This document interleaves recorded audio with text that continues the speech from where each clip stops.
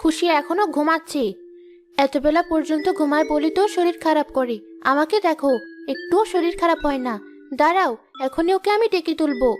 খুশি, এই খুশি, ওঠ বলছি। এত বেলা পর্যন্ত কেউ ঘুমায়?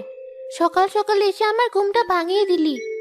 এখন আর সকাল নেই, একটু পর দুপুর হয়ে যাবে। তাড়াতাড়ি বাইরে চল, কথা আছে তোর সাথে। তাড়াতাড়ি বল, কি বলবি? ঘুম ভাঙিয়ে নিয়ে তো চলে এলি।